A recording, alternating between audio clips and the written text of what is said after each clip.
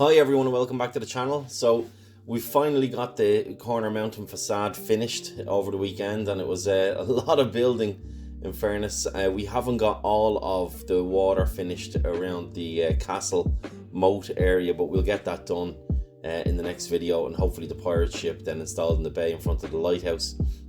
But yeah, this video I've tried to capture pretty much all of the build of the last section of the mountain. It's really difficult with some camera angles and that, and not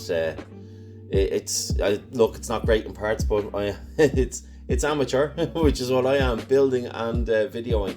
So look, I hope you enjoy the build, and we're going to finish the train tunnel. As you can see, we're on top of it there in the next well, in a couple of videos time, I reckon. And I just want to say a huge thanks to Caitlin for getting me the 1x1 round blue plates to finish the waterfall. We finally finished the waterfall and it looks fantastic. We're really happy with it, and wouldn't have been able to finish it in time for the video apart from Caitlin's help in getting those round plates. So thanks again. So yeah, I hope you enjoy the build, guys, and until the next time, see you later.